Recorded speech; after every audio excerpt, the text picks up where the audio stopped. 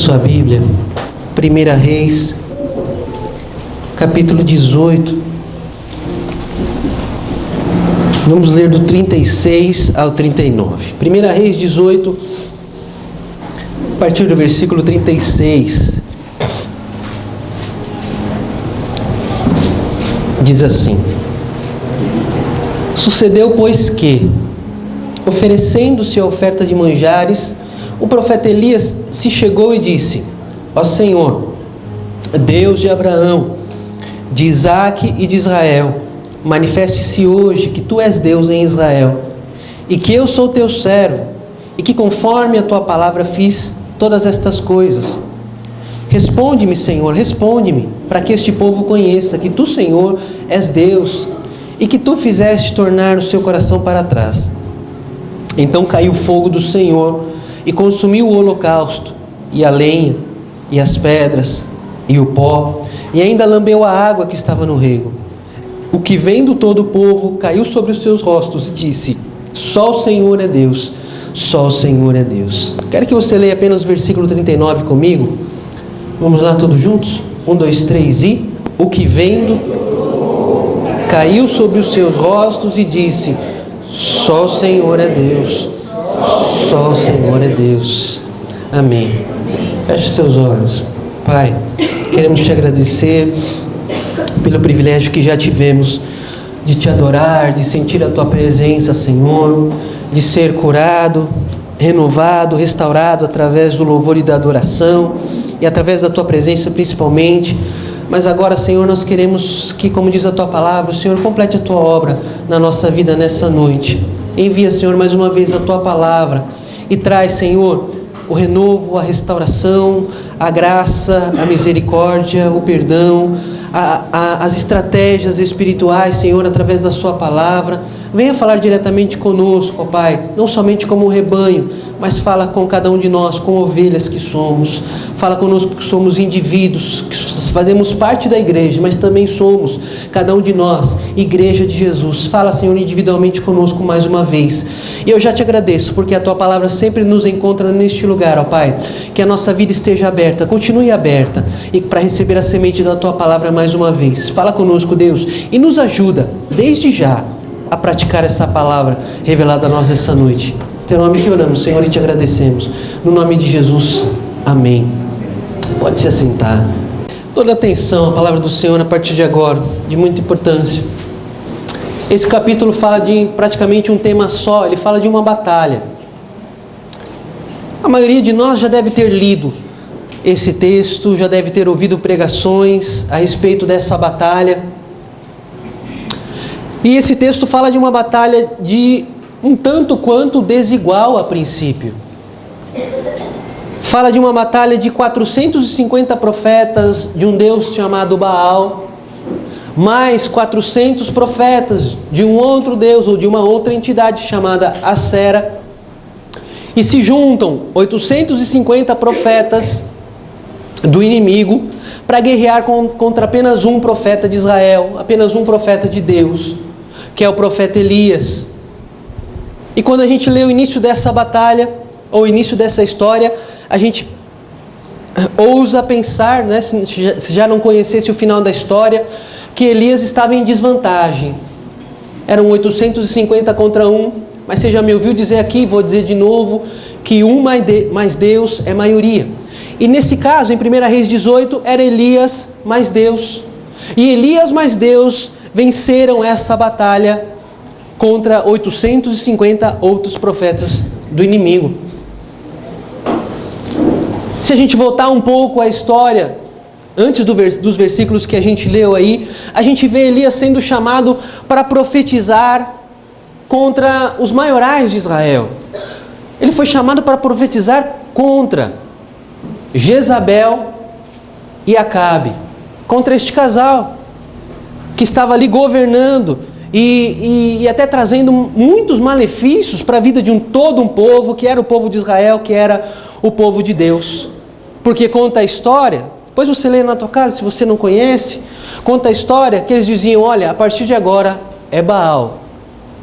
Esqueçam o Deus que livrou os seus pais do Egito, esqueçam o Deus que levou os seus antepassados até a terra de Canaã, até a terra prometida. Esqueça do Deus que abriu o mar vermelho, o Deus que trouxe ou tirou água da rocha para sustentar o povo no deserto. Olha, esqueça todos os feitos. A partir de agora é Baal. E nós somos mais Jezabel do que Acabe. Nós somos aí os maiorais sobre essa nação, então vocês vão ter que obedecer a partir de agora. Por isso Deus levanta Elias, profeta genuíno de Deus, contra a idolatria do povo de Israel. E o povo de Israel, por incrível que pareça, foi levado por essas palavras de Jezabel e Acabe. Por conta disso, Elias se levanta como servo do Senhor e é estabelecido ali uma reunião, não uma reunião qualquer, não um ajuntamento qualquer, mas uma reunião e um ajuntamento no Monte Carmelo. E eles estão ali reunidos, não só Elias e os profetas, não, vamos resolver só a gente, só Elias e Jezabel e Acabe. Não, é Elias, Jezabel, Acabe, 850 profetas de Baal e mais todo o povo de Israel, ou pelo menos toda a maioria do povo de Israel, creio eu. E quando eles chegam lá, no cume do monte, eles fazem um trato. E o trato foi o seguinte, olha, um trato que partiu de Elias, por incrível que pareça. Com autoridade, com ousadia, ele chama os profetas do inimigo e diz, vamos fazer o seguinte, vocês vão levantar um altar, fiquem à vontade, tamanho que vocês quiserem, do jeito que vocês quiserem. Eles vão separar aí para nós, 2 carneiros, sem mancha nenhuma. E aí vocês vão oferecer um holocausto. Levantem um altar, ofereçam um holocausto ao Deus de vocês, que se chama Baal. Né? Coloquem ali um bezerro no altar. Clamem o quanto vocês quiserem a Baal. E se Baal for Deus, então vai descer fogo do céu nesse altar. Se Baal for Deus. E você, Elias, o que você vai fazer? Não, eu vou fazer o mesmo. Eu vou levantar o mesmo altar, eu vou fazer um mesmo holocausto com um outro bezerro, claro. E eu também vou orar ao meu Deus. E se o Deus de Israel for o verdadeiro Deus, que nós devemos seguir a partir de hoje, ou continuar seguindo, aqueles que ainda seguem, então, olha, esse Deus vai derramar fogo do céu. Aí sim o Deus de Israel vai ser o nosso Deus.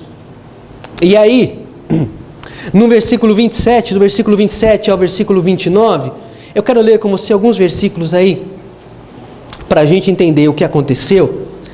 E aí, os Baalins, né, servidores de Baal, levantam um altar, e no versículo 27 de 1 Reis 18 diz assim, e sucedeu que ao meio-dia, Elias zombava deles e dizia, olha, clamai em alta voz, porque ele é um Deus, com letra minúscula.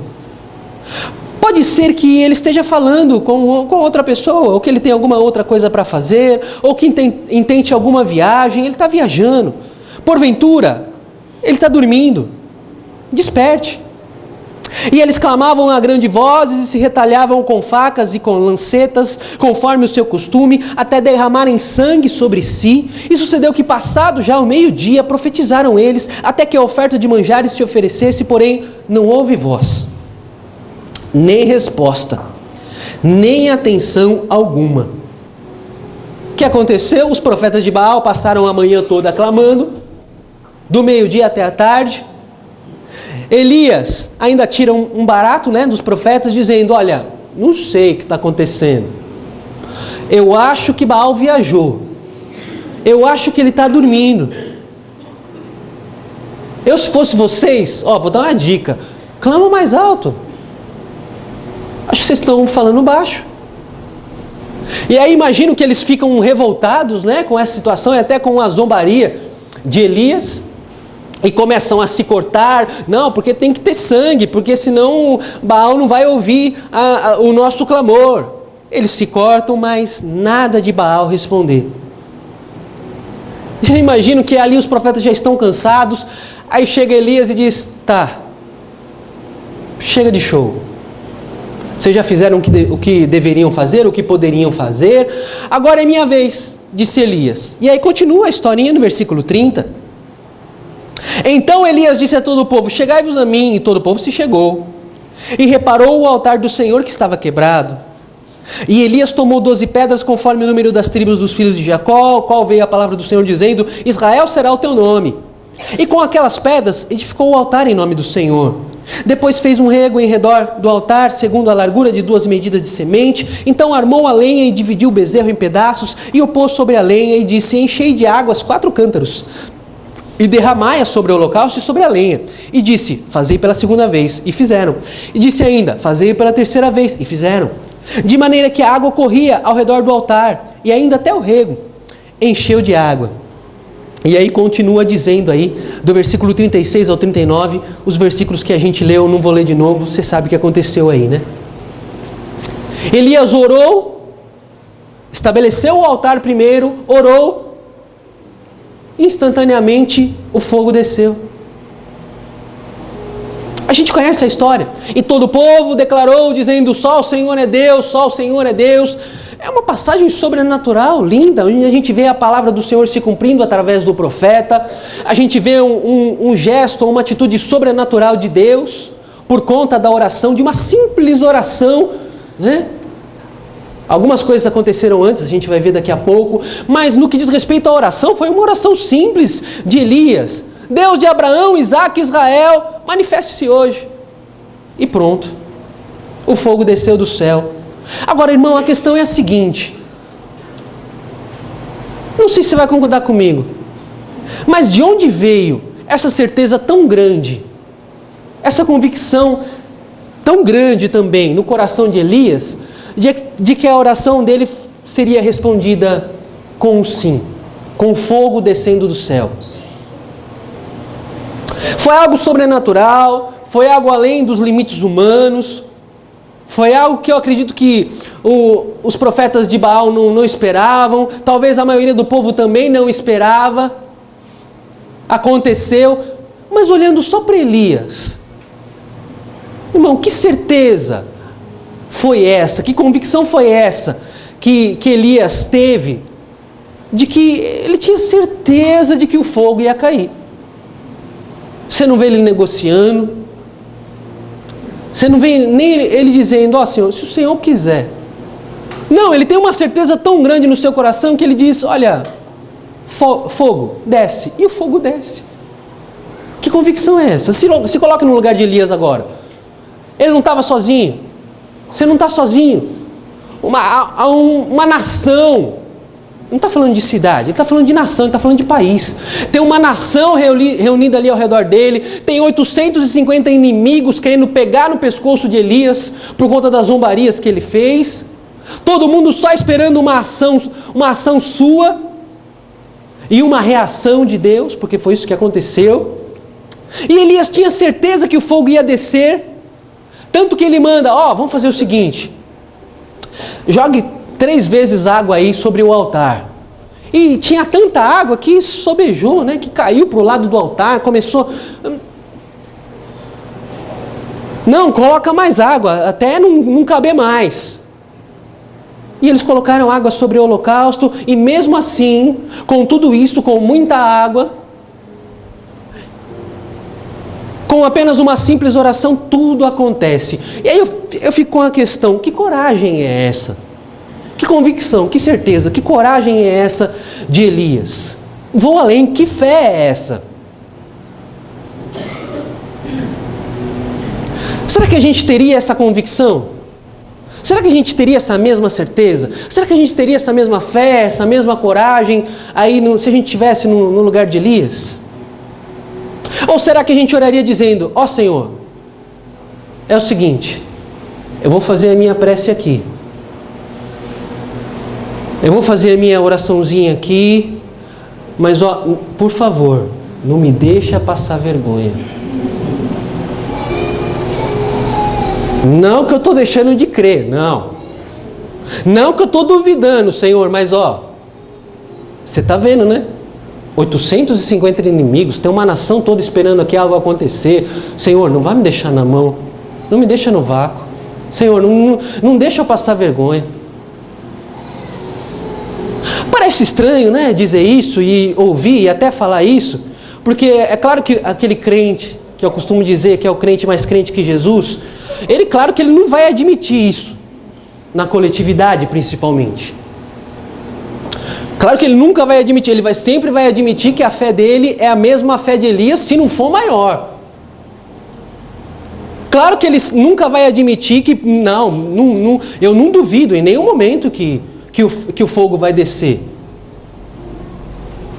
É claro que muitos dentro da igreja não vão admitir isso. Afinal, na igreja, eu tenho que pagar de profeta. Eu não posso mostrar dúvida. Eu não posso mostrar imperfeições. Eu não posso mostrar que às vezes há dúvida em mim. Não. Sozinho não tem problema, mas no ajuntamento não posso nem pensar nisso. E, irmão, no ajuntamento não é difícil encontrar profetas cheios de grandes certezas. Que parece que não passa por luta nenhuma. Que parece que não passa por dúvida nenhuma. Que parece que tudo que ele ora acontece. Não é difícil no ajuntamento encontrar gente assim. Não é difícil encontrar profetas cheios de certeza. No ajuntamento, repito. Mas e no quarto? Se na verdade o que interessa, né? Você já me ouviu dizer a respeito disso aqui várias vezes. Se na verdade o que interessa mesmo de verdade, no nosso relacionamento com Deus, no quesito relacionamento com Deus, é a nossa vida com Ele no quarto ou na individualidade, então eu acredito que mais do que no ajuntamento, o que importa é o quarto. Porque no ajuntamento, irmão, a gente fica ali 2 horas e pouquinho no domingo. Durante a semana, mais 2 horas na quarta ou na sexta. Você tem um culto de jovens, mais 2 horinhas, 2 horas e meia. Então, irmão, de verdade, no ajuntamento não é difícil ser ou mostrar ser quem eu não sou. Por isso que a gente vê, de vez em quando, muita gente cheios de certezas, cheios de fé, cheios de convicções, e no ajuntamento não é difícil. Mas a questão é, e quando a multidão não está por perto? Quando a bênção final acontece, coloque a mão sobre o teu coração, receba a bênção final, dê um abraço no teu irmão e uma semana de vitória. E aí? Quando a multidão se dispersa, quando a porta fecha, quando as luzes se apagam, quando a gente vai para nossa casa, quando o trabalho começa na segunda-feira, quando tem que voltar aos estudos, e a nossa vida rotineira de segunda a segunda, e aí? E no quarto? E quando a multidão não está por perto? Quem admite a sua parcela de humanidade, sabe que algumas vezes a gente ora crendo, mas no fundo, irmão, de vez em quando há dúvida. De vez em quando brota medo no nosso coração. De que, por exemplo, não que Deus não irá responder, mas de que, por exemplo, a resposta do Senhor, ao invés de sim, como aconteceu com Elias, seja não.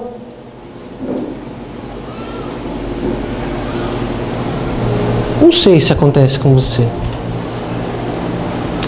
Mas de vez em quando aparece um medo. Um receio de, olha, Senhor, estou orando, seja feita a tua vontade, como Jesus orou, assim na terra como no céu, como Ele nos ensinou no Pai Nosso. E aí fica algumas questões em aberto. Senhor, cura! Em nome de Jesus, amém. Mas e se não curar? Claro que dizer isso no meio evangélico é quase uma heresia nos dias de hoje.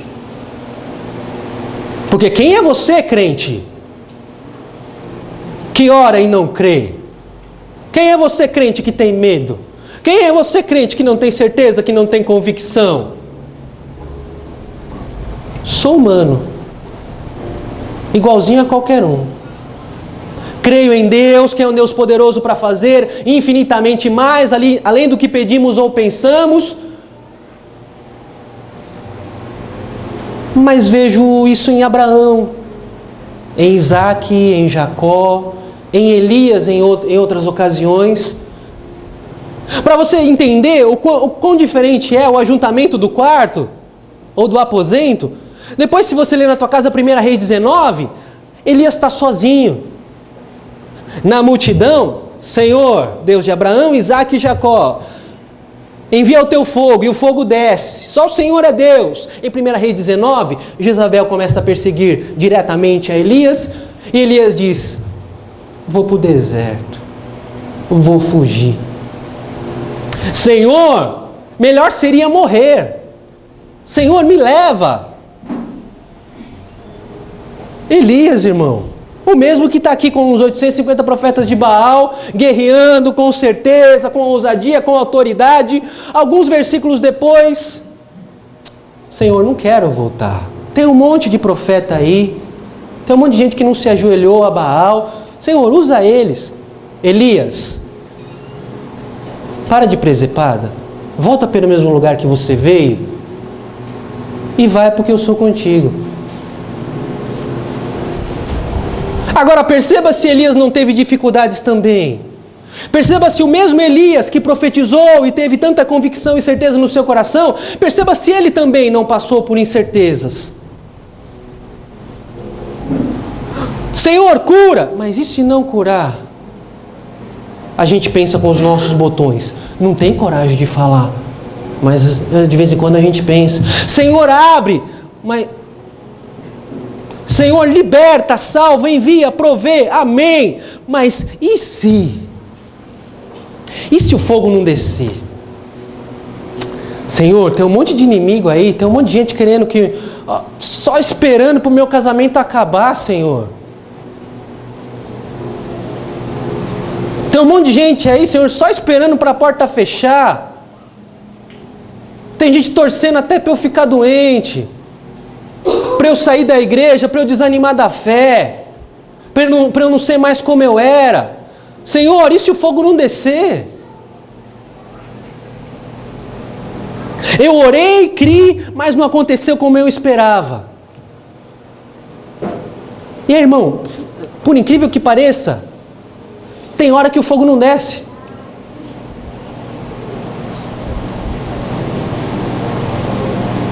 Não. Com o pastor não acontece. Acontece. Irmão, Deus não tem nada com isso. Não é culpa dele. Culpa minha.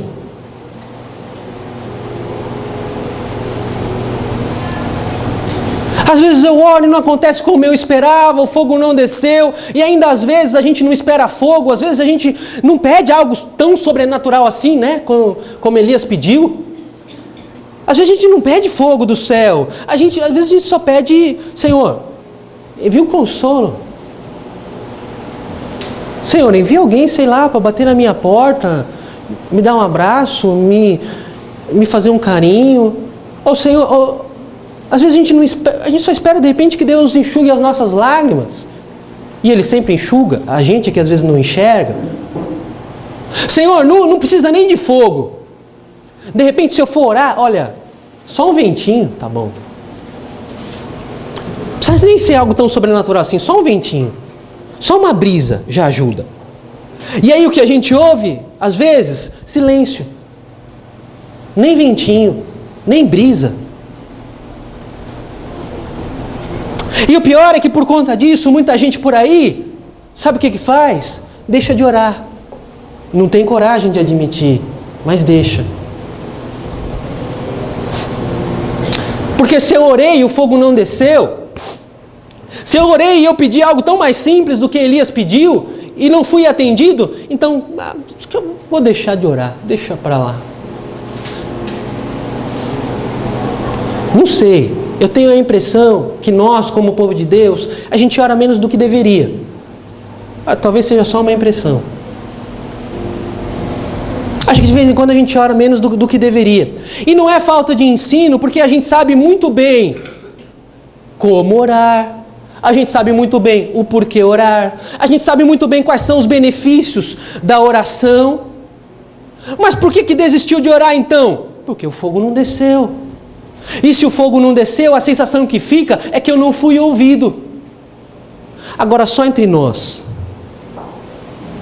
acontece isso de vez em quando ou não? Que ninguém nos ouça.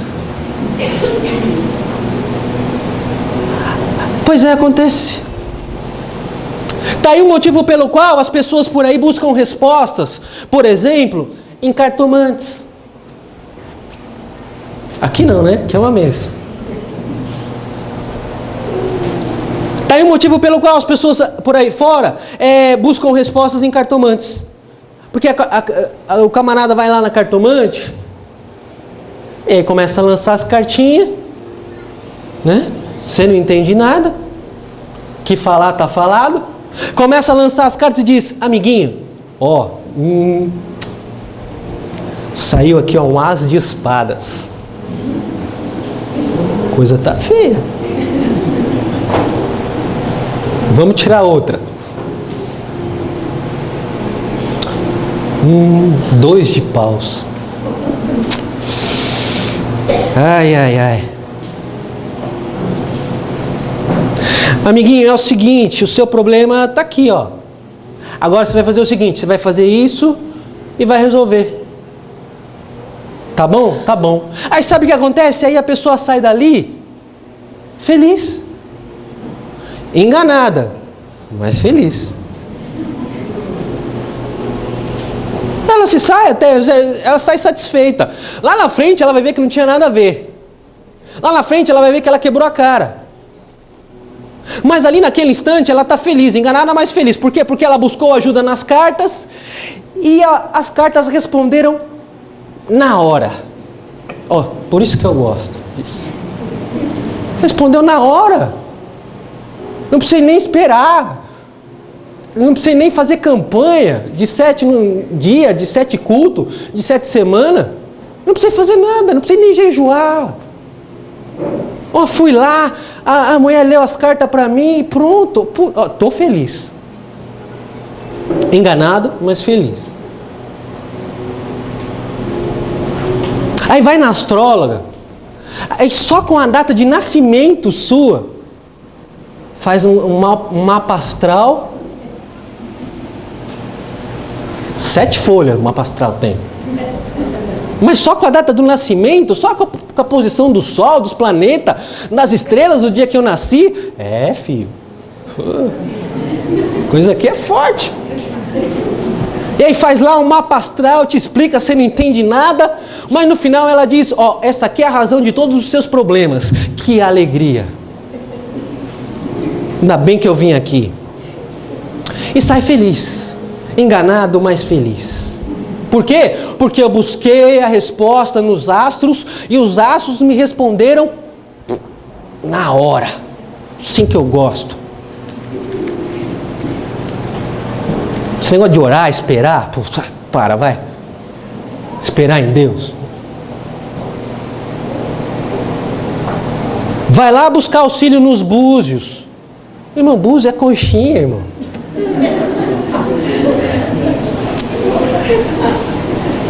Sabe aquelas conchinhas que você encontra na praia?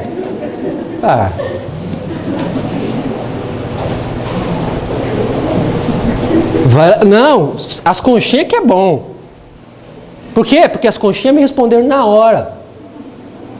Esses búzios é legal, eu gostei desse negócio. Aí você percebe que não importa se a resposta é certa ou errada. Importa que a pessoa recebeu, foi respondido. Teve uma resposta ali, qualquer uma, sei lá qual, e foi, não, estou feliz. As pessoas gostam de resposta na hora. Aí, a gente lê Mateus 6, e a gente vê Jesus Cristo, o Filho de Deus, dizendo o seguinte, ó, eu sei que você gosta, parece que ele disse, né? Isso é grifo meu. Ó, eu sei que você gosta das respostinhas na hora, mas é o seguinte, quando orar, entra no teu quarto e ore em secreto. E o Pai que te ouve em secreto te recompensará. Jesus está certo. Eu acredito nas palavras de Jesus. A gente entra, ora, mas Jesus diz que vai nos recompensar, mas não diz quando. Você diz, olha, ora em secreto, o Pai que te vê em secreto vai te recompensar. Quando? Não vou falar.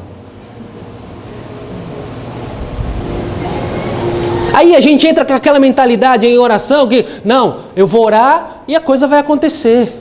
Eu vou orar e o fogo vai descer e a resposta vai vir, ó, na lata. E aí a gente entra, ora e às vezes o fogo não desce. A gente ora, a gente entra, não, é hoje, vou entrar em batalha. O chão vai tremer, o céu vai se abrir, anjos de Deus vão descer e subir. E aí a gente entra em oração e a gente fica esperando. O vento não bate na janela. Não, alguma coisa tem que acontecer. Dá um sinal, Senhor. Alguma resposta tem que vir. Pelo menos o vento aí batendo na cortina. E o vento não bate na cortina. Senhor, o lustre não balança. Você fica esperando e não balança. Senhor, a casa, dá uma tremidinha para ver. Não, a casa não treme. Senhor, um anjo, pelo menos. Não aparece um anjo.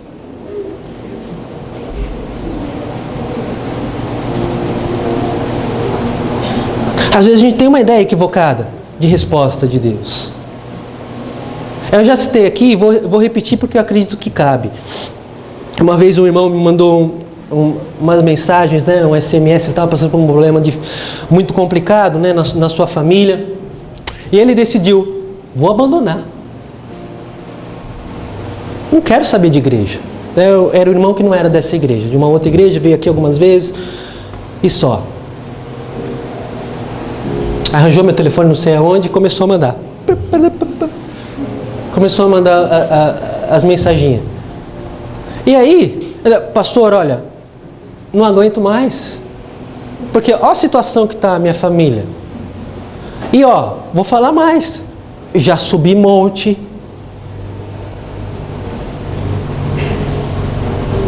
Já fiz campanha. Já fiz oração, já recebi oração, um monte de gente já colocou a mão sobre a minha cabeça, tem até umas profecias aí, mas pastor, de verdade, estou chutando um balde, porque Deus não está comigo. Gostei da sinceridade dele. Porque ele teve coragem de dizer, pastor, eu acho que eu fui enganado pelo mundo evangélico. Porque me contaram uma outra história. Me falaram de monte, de campanha. Irmão, pode subir no monte, viu? Fica tranquilo. Pode fazer campanha também, fica tranquilo. Não estou dizendo o contrário, não. O contrário é colocar a expectativa em outra coisa, em outra pessoa, em outro lugar, a não ser em Deus. Esse é o erro.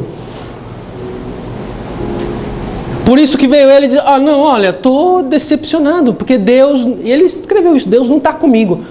Aí eu disse, tá, vou dizer uma coisa só para você, Deus está com você.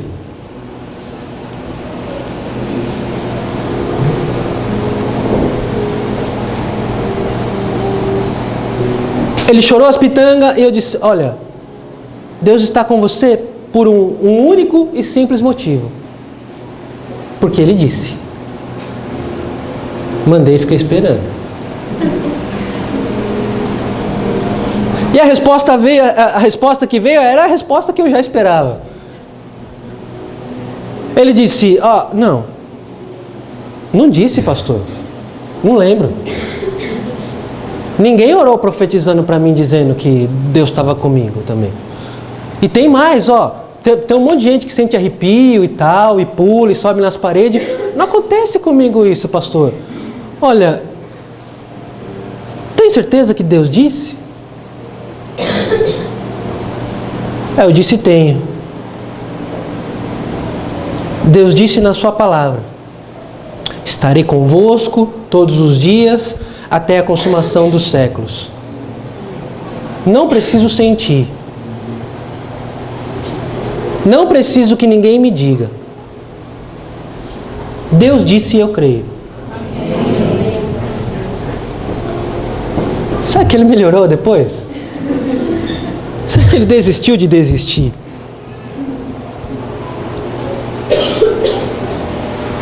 Mas às vezes a gente entra em equívocos assim. Ok, pastor, mas na prática, Quando é que o fogo desce então? Como é que eu faço? Já que Elias teve a oração respondida com fogo, quando eu orar, também quero.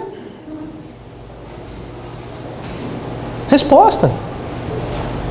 Alguma coisa aconteça, venha de Deus, um sim, um não, um espera.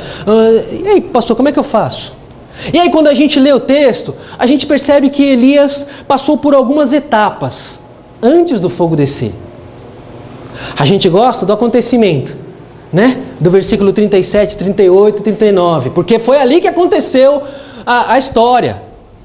Mas quando a gente lê os versículos anteriores, a gente percebe que Elias foi um passo após o outro. Ele passou por algumas etapas até o fogo descer. Vamos ver quais foram essas etapas. Primeira etapa, primeiro passo, está no versículo 30. Então Elias disse a todo o povo: chegai-vos a mim. E todo o povo se chegou a ele e reparou o altar. O que Elias fez? Reparou o altar do Senhor que estava quebrado. Primeiro passo para o fogo descer, irmão: o nosso altar tem que ser reparado. Você quer continuar? Diga amém. Amém. O primeiro passo para o fogo descer é que o nosso altar tem que ser reparado.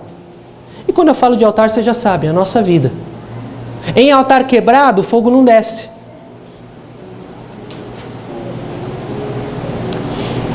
O nosso altar precisa ser restaurado. Precisa ser reparado. Irmão, cada um de nós sabe qual área da nossa vida precisa de reparo. Eu não estou autorizado a dizer para ninguém, nem apontar o dedo, condenar ou acusar nenhum de vocês ou nenhuma outra pessoa no seu relacionamento com Deus, porque, irmão, eu tenho que olhar para o meu umbigo. Eu preciso olhar para a minha vida, para o meu altar e ver qual que é a área da vida do Sidney que precisa ser reparado para o fogo descer. A gente sabe que a área da nossa vida não está em comunhão com Deus. Que a área da minha vida precisa de uma máscara para que ninguém saiba que ela está quebrada. Essa área precisa ser reparada. Por quê? Porque com máscaras e com altar quebrado, o fogo não desce. Cada um sabe que a área da vida tem dado legalidade para Satanás agir. A brecha tem que ser fechada e o meu altar tem que ser reparado. Para quê? Para que o fogo desça. Diga para o teu irmão: você quer que o fogo desça, irmão?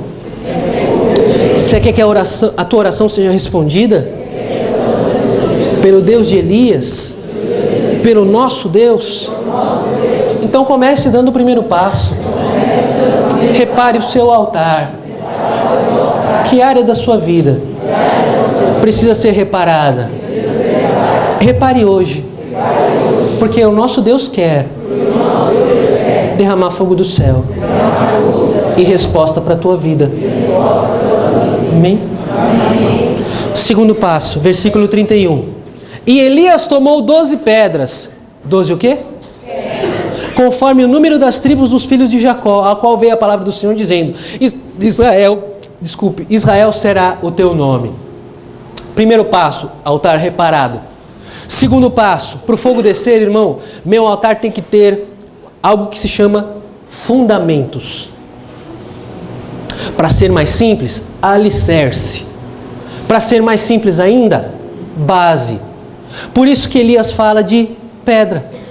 Ele diz: olha, 12 pedras. Pedras representam fundamento, alicerce, base. Qualquer construção, por mais simples que seja, ou por mais fenomenal que seja, tem que ter base, tem que ter fundamento, tem que ter alicerce. Minha vida tem que ter fundamentos, tem que ter base, tem que ter alicerce para o fogo descer. Ok, pastor, na prática, o que é fundamento? Irmão, existem vários fundamentos para quem é servo de Deus. Mas para citar apenas um, Apocalipse 2, nas cartas do apóstolo João às igrejas da Ásia, as 7 igrejas da Ásia, em uma das igrejas, para a igreja de Éfeso, ele diz assim: olha, é o seguinte, igreja, está tudo bem, quase tudo bem, porque tenho porém contra ti, que abandonaste o primeiro amor. Você tá legal, tem obras, tá bacana, o culto tá legal também, mas seguinte, E o primeiro amor? Abandonastes o primeiro amor. Amor é fundamento da nossa vida. É alicerce. É base. Não só na vida espiritual, mas em tudo. Porque quando o amor se vai, irmão, só sobra a venda de imagem. Quando o amor a Deus e ao seu reino se vai, o que sobra é só um crente de fachada. Um vendedor de imagem. Quando o amor se vai, eu tenho que mostrar algo que eu não sou. Que amor? Amor a Deus. O mesmo amor que Jesus ensinou nos evangelhos. Olha, 2 mandamentos para vocês. Ame a Deus sobre todas as coisas e ame ao seu próximo e ame a si mesmo. Você vê que o básico do evangelho, quando Jesus decide falar, olha, tem um monte de lei aí de Moisés, mas companheiros, seguinte, vocês querem ser meus discípulos? Ame. Porque parece que ele está dizendo, o amor é o fundamento, o amor é o alicerce, o amor é a base. Então, ame. Ame ao Pai, ame ao próximo, ame a você mesmo. Antes de Elias orar e o fogo descer, ele cuidou dos fundamentos. E aí fica a questão, irmão, se eu faço, por que faço? Já disse isso, né? Se faço sem amor, é melhor não fazer. Porque se for para fazer, tem que fazer por amor. Se faço, por que faço? Por quem faço? Pelo Deus de amor e com amor. Irmão, a pior coisa, na minha opinião, a pior coisa que pode acontecer na vida de um cristão é esse alguém fazer a obra de Deus sem o Deus da obra. E não pense que é difícil encontrar isso aí, não. Não pense que é incomum, porque está cada vez mais fácil, infelizmente, digo com pesar, encontrar gente assim. Gente que faz muito e que aparece muito no outdoor. E que aparece muito na TV, e que aparece muito no rádio. E a gente diz, nossa, esse cara faz muito a obra de Deus. Mas, irmão, não se engane, tem muita gente fazendo muito a obra de Deus, sem o Deus da obra. A partir daí, o pregador prega. Porque, não, eu prego porque eu já tenho muitos sermões. Porque eu já domino a arte, entre aspas, da pregação. E se eu domino a arte da pregação, então, não preciso nem orar mais, companheiro. Eu vou lá, eu aperto o piloto automático, ninguém na igreja vai saber se eu orei, se eu não orei, se eu jejuei, se eu não jejuei, se eu busquei em Deus ou se eu busquei na internet. Ninguém vai saber. Piloto automático, irmão. Tem muita gente fazendo a obra de Deus sem o Deus da obra.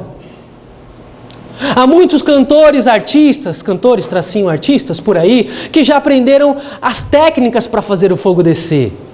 No meio pentecostal tem muito disso.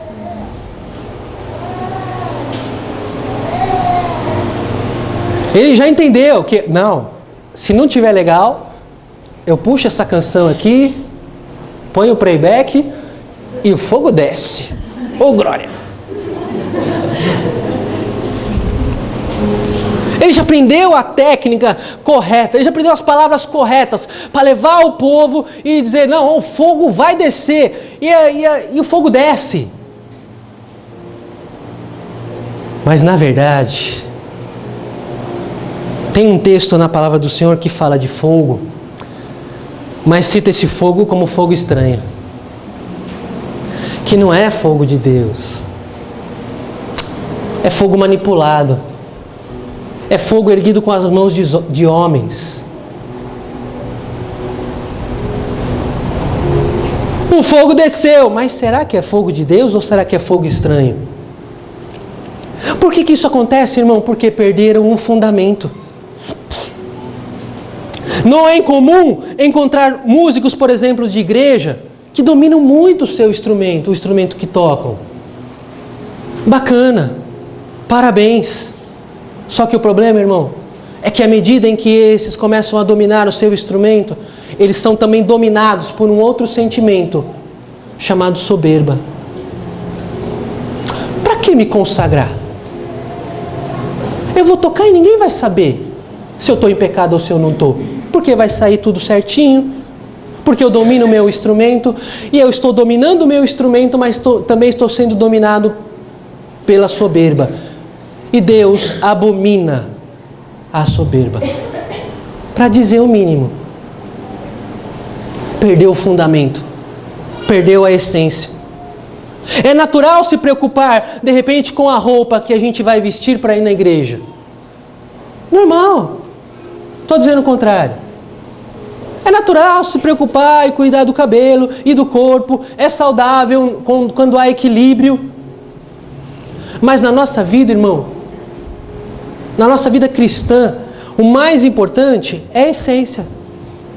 O mais importante são os fundamentos.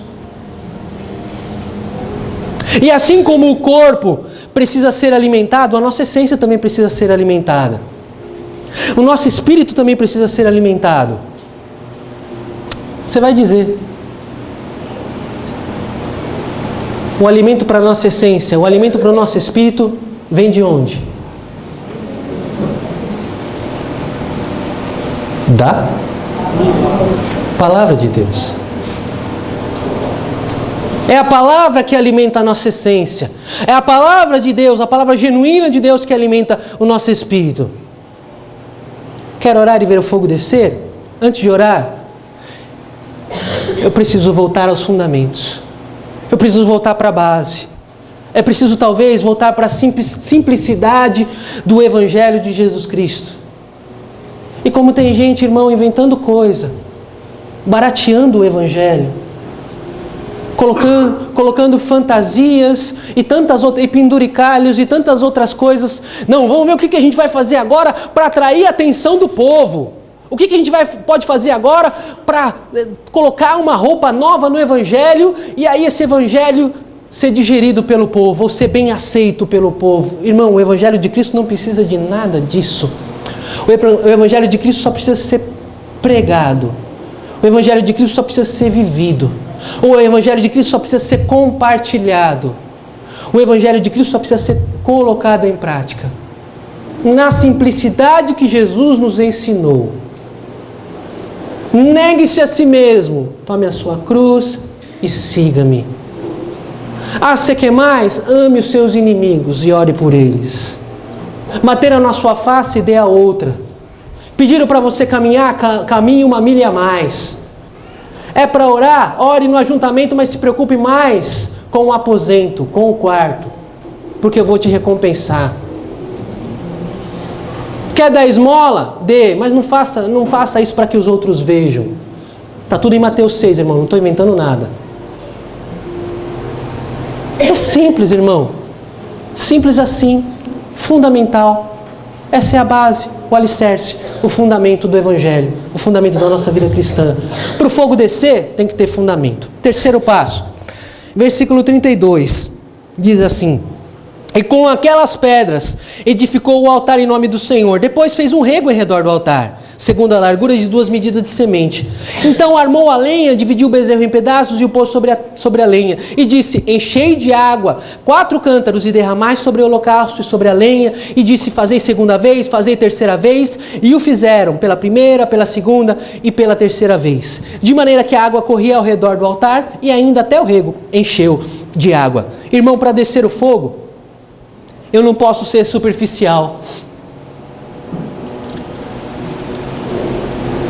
Você percebe que Elias não gosta de superficialidade. Ele não é pouco. Manda ver na água aí.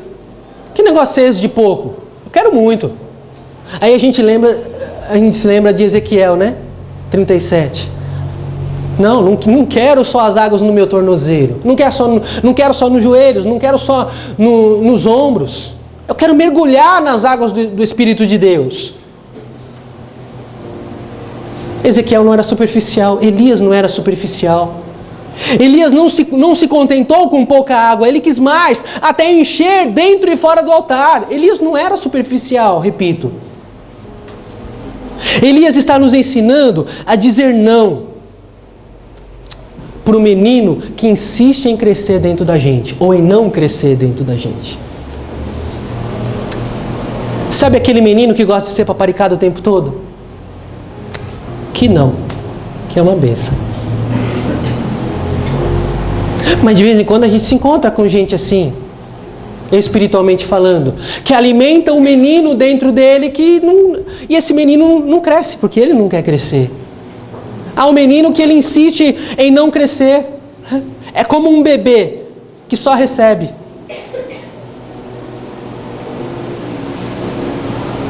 Não dá para esperar nada de um bebê. O bebê só recebe. Ele chora quando quer mamar, ele chora quando precisa trocar a fralda, quando quer tomar banho, quando quer dormir. Né? O bebê é assim. Um bebê só recebe. Ele precisa dos outros para praticamente tudo. Aliás, para tudo.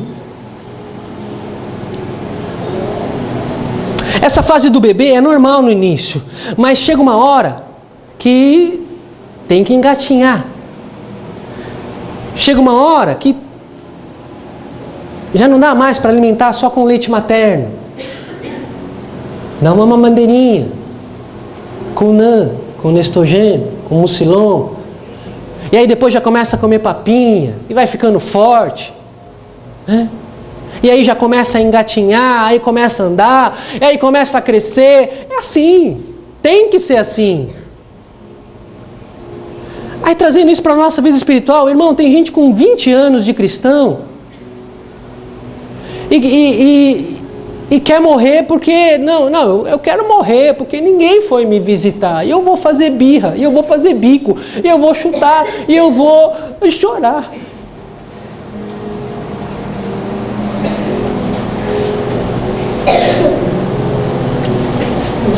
Tem crente fazendo birra porque se aborreceu na igreja. Não esperava isso.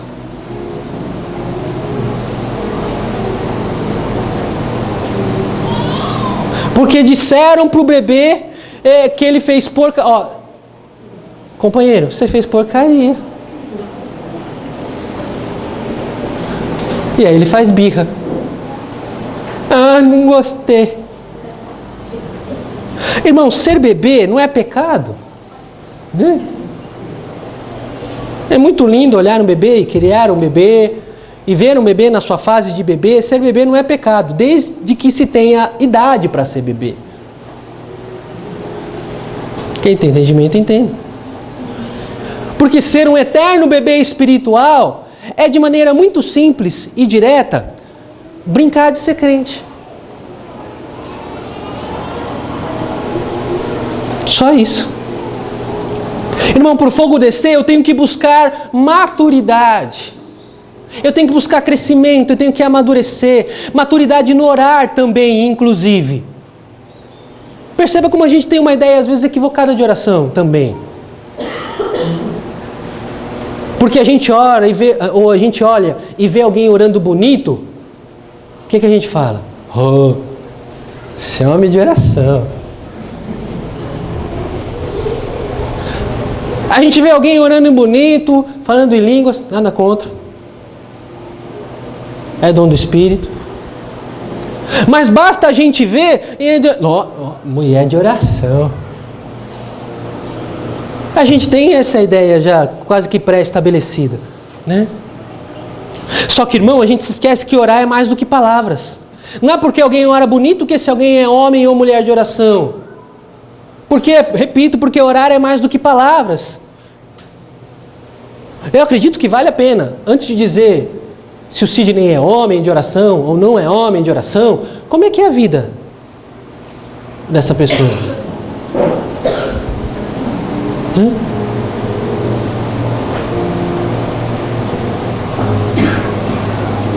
Como é a vida desse homem? Como é ele fora das quatro paredes? Como é ele em família? Como ele lida com as suas finanças, como ele lida com o sexo oposto, como ele age com o seu próximo e com Deus.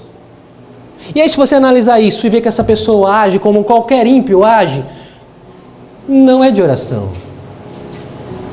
Não é homem de oração, não é mulher de oração, coisa nenhuma. E falo isso com responsabilidade.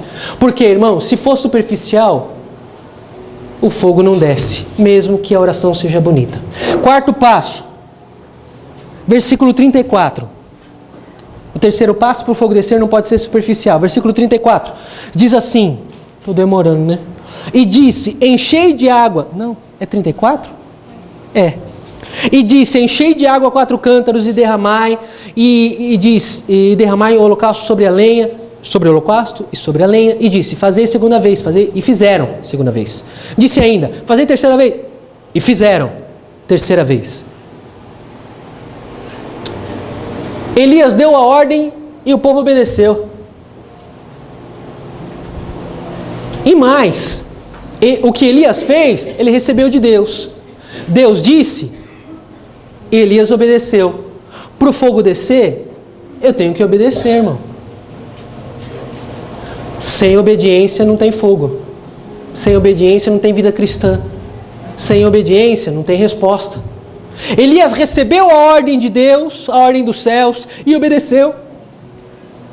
Passou esta ordem para aqueles que estiveram ali, e eles obedeceram também. Deus me disse, estou obedecendo, vou falar para vocês, encham de água aí 3 vezes. E eles encheram, obedeceram também. Elias, mas também a voz de Deus, através do profeta. Para você ver que isso não é um fato isolado, quando você vai lá para o milagre da multiplicação, conhece bem, lá em Mateus, Jesus multiplica 5 pães e 2 peixinhos, por uma multidão de no mínimo 15 mil pessoas. Mas antes do milagre acontecer, Jesus chama os discípulos, vamos ter que alimentar. Dá uma sondada aí no meio do povo, quem trouxe alguma coisa. Jesus traz a direção e os discípulos obedecem. Os discípulos obedecem e aquele que tem o coração aberto, diz, não, está aqui, 5 pães e 2 peixes. Obedeceram aos discípulos, que obedeceram ao Jesus, que obedeceram ao Pai. E por conta disso, o milagre aconteceu. Por quê? Porque lá atrás, alguns minutos atrás, creio eu, até algumas horas, uma semente de obediência foi plantada. E o milagre aconteceu. A multiplicação aconteceu. O fogo desceu. É como Samuel e Saul. Lá em 1 Samuel 15, depois você lê na tua casa. Deus dá uma ordem concreta para Saul. Saul, faça o seguinte, você vai ter uma batalha contra os amalequitas? Vai lá, você vai vencer. Mas destrói tudo, tá? E volta para casa. Entendeu, Saul? Entendi, Senhor. Saul vai, derrota os amalequitas, quando volta, traz vaca, traz carneiro, traz os negócios que encontrou lá, os despojos da guerra, vasos. Tudo bem. Uma desobediênciazinha só, né? Depois eu dou uma desculpa espiritual e deu. E aí fica tudo certo. E aí Deus chama Samuel, você é meu sacerdote. Sai aí de Ramá, você cantou hoje, e vai lá até Saul. E manda o meu recadinho para ele lá. Manda. Fala que eu vi tudo. E aí chega Samuel e diz, Saul, tá tudo bem? Tá, sacerdote? Acabamos de vir numa guerra, Deus estava conosco e foi sensacional. Lá atrás. Saul, o que é esses carneiros aí?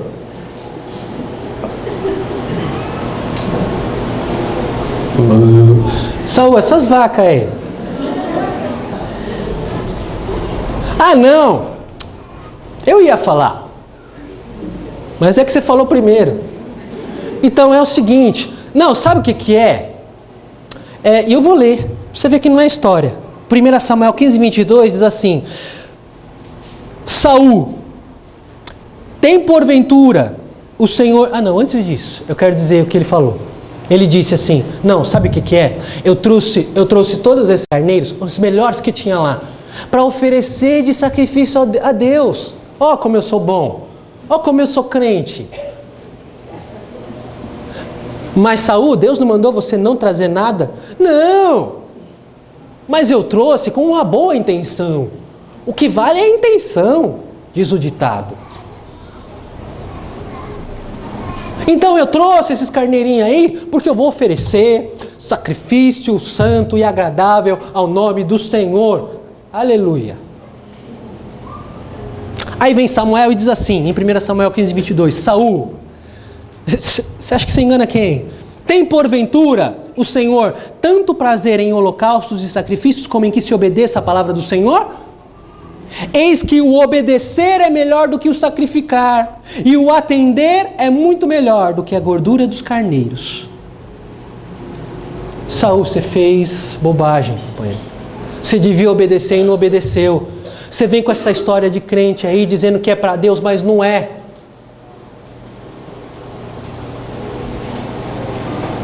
É o que a gente ganha quando não obedece a Deus. A gente é confrontado. E que bom quando o confronto vem e a gente muda de vida. Que bom quando vem Samuel e diz, olha, está errado. É verdade. Pisei na bola. Errei. Deveria ter obedecido, mas me perdoa, a partir de agora eu vou obedecer. O que Saul fez tem cara de bênção, mas era maldição. Por quê? Simples, porque não obedeceu. Mas era para Deus. Pois é, mas Deus não mandou. Se Deus não mandou, não faz, Saul. Simples assim. É aquilo que eu já disse aqui. A ordem mais difícil de obedecer é aquela que não foi dada. Porque quando uma ordem nos é dada, não faz isso não. Opa, beleza, guardei, não vou fazer. Agora, quando ninguém diz, quando a ordem não é expressamente dada a nós por ninguém, pelo menos humano, irmão, eu acredito que essa seja a ordem mais difícil de obedecer, aquela ordem que não foi dada. Sabe como é que é? Ninguém disse nada, não tem ninguém perto, mas você sabe que o que você está fazendo não deve fazer. Você sabe que deveria fazer e não faz. Você sabe que deveria obedecer e não obedece. Ninguém disse, mas você sabe. E talvez porque só você sabe seja difícil. E aí vem Deus e diz, obedecer é melhor. Para o fogo descer, tem que obedecer. Quinto e último passo. Versículo 36, para encerrar mesmo. Sucedeu, pois, que oferecendo a oferta de manjares, o profeta Elias chegou e disse, Senhor, Deus de Abraão, Isaque e de Israel, manifeste-se hoje que tu és Deus em Israel, e que eu sou teu servo, e que conforme a tua palavra fiz todas estas coisas. Para o fogo descer, eu tenho que aprender a administrar bem a minha vida. Tem nada a ver com palavra isso, pastor? Tem. Tem nada a ver com cristianismo, tem nada a ver com Elias, tem nada a ver com servo de Deus e com igreja, esse negócio de administrar bem a vida. Pô, que agora? É autoajuda agora? Não, irmão, não é. É ajuda do alto. Aconteceu com Elias e eu acredito que deve acontecer com a gente também. Para o fogo descer, eu tenho que aprender a administrar bem a minha vida. Na vida de Elias, você percebe que havia uma ordem. Primeiro, eu chamo os profetas para um embate, para uma batalha. Depois, eu deixo eles orarem e clamarem. Depois, eu levanto o meu altar e no meu altar peço para jogar água. E depois de fazer tudo isso, o próximo passo qual é? Eu oro a Deus. E depois de orar a Deus, o fogo desce. Você percebe que ele era bom administrador. Ele administrava bem a sua vida e o seu tempo. E a gente? Na vida de Elias havia ordem, a vida dele era regrada. E melhor, regrada por Deus. Pelo menos na maioria das vezes. Não quando ele foi para o deserto, mas na maioria das vezes foi. Acredito que ele cumpria horários. Acredito que quando ele marcou lá no Monte Carmelo, ele chegou na hora. Você vê em Elias um camarada de palavra. Ele disse, vou fazer, e fez. A vida dele não era enrolada. Aqui não, né, irmão? Mas de vez em quando a gente encontra com gente enrolada. Sabe aquela pessoa que diz, ah, não.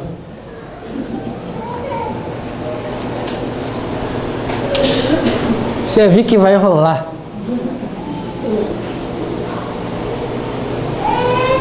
Crente, opa! Servo do Senhor. Enrolado.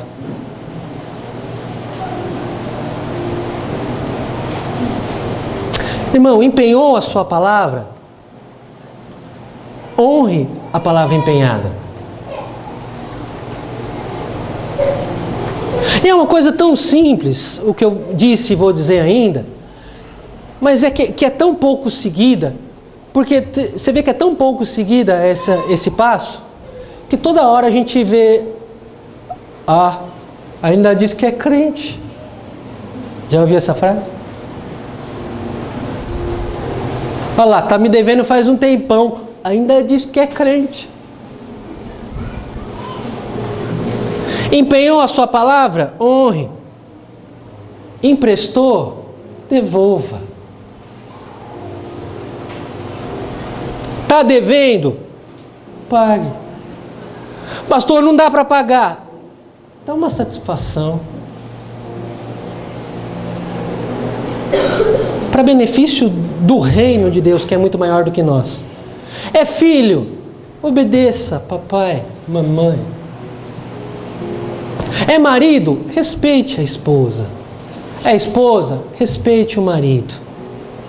É pai, é mãe? Não ire os filhos. Efésios fala a respeito de tudo isso. Pastor, o que isso tem a ver com oração? Já saiu do tema, né? Não saí. Tem a ver com oração, sim. Tem a ver com vida regrada. Tem a ver com sim, sim e não, não. Tem a ver com testemunho. Tem a ver com o que eu já disse aqui. O que eu faço vale muito mais do que o que eu digo. Ainda disse no Dia das Mães, né? Que os filhos ouvem mais o que vem do que o que entra pelos seus ouvidos. E no resto do mundo hoje não é assim. A gente ganha as pessoas pelo que a gente faz, não pelo que a gente fala. Somente. Tem a ver com ser homem antes de ser homem de Deus. Tem a ver com ser mulher antes de ser mulher de Deus. Mas pastor, isso nem está na Bíblia, está inventando. Isaías 38, depois você lê lá na tua casa. Está o rei Ezequias, doente, à beira da morte. O Senhor manda o seu profeta com a melhor das notícias. Chega lá o profeta de Deus, chega para Ezequias, diz, Ezequias, trouxe mensagem de Deus para você. Aleluia. Pode falar, estou aqui doente, não estou vendo a hora de receber uma boa notícia. Pode falar. Você vai morrer. Está lá. Se eu não me engano, no versículo 1 ou 2 de Isaías 38. Mas ele diz assim, olha, antes de dizer, faz o seguinte. Põe a sua casa, quem sabe? Todo mundo sabe. Põe a sua casa em ordem. Porque, a morte está batendo a sua porta aí. Deus diz para ele pôr a casa em ordem, e ainda diz no mesmo texto que Ezequias iria morrer. Ezequias coloca a sua vida em ordem, ora ao Senhor, aí vem Deus, depois desse concerto, e diz para Ezequias, através do profeta, Ezequias, ouvi a tua oração e vi as tuas lágrimas. Vou acrescentar aos teus dias 15 anos. Por causa da oração fervorosa de Ezequias? Não, irmão. Ele virou para o canto, chorou e orou um pouquinho. Eu acredito que talvez mais importante do que a oração, que faz parte também do milagre, foi o que ele fez antes. Ezequias, põe a tua casa em ordem. Mais 15 anos para você. Percebe como isso é sério? Quer ter a oração respondida? Irmão, acerte a sua vida. Quer ver a maldição se transformar em bênção e a morte em vida? Põe em ordem a tua casa. E de verdade, irmão, o que pensavam a respeito de Elias? Eu percebo talvez que ele não estava nem aí. Não, mas são 850 contra mim. Tá aí. Não estou preocupado com o que 850 pensam ao meu respeito. Vou fazer a minha parte, vou dar os meus passos, vou orar e o fogo vai descer. Irmão, o que pensam ou dizem ao teu respeito, não importa mais. Se preocupar com isso, vou dizer de novo, é perda de tempo. Importa que você seja aquele ou aquela que Deus te planejou ser. Só. Sabe por quê? Porque se você for quem Deus planejou, então, irmão, uma hora, não sei quando, mas uma hora, todos vão olhar para você e vão dizer: poxa, é verdade, só o Senhor é Deus, só o Senhor é Deus, só o Senhor é Deus. Feche seus olhos por um instante.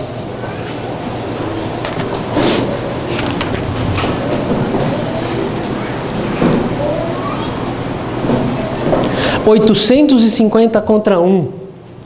Que batalha foi essa? Elias parecia estar em desvantagem, mas Deus estava com o profeta. Ele orou e o fogo desceu. Quanta certeza! Teve tanta convicção que derramou água no altar até virar correnteza.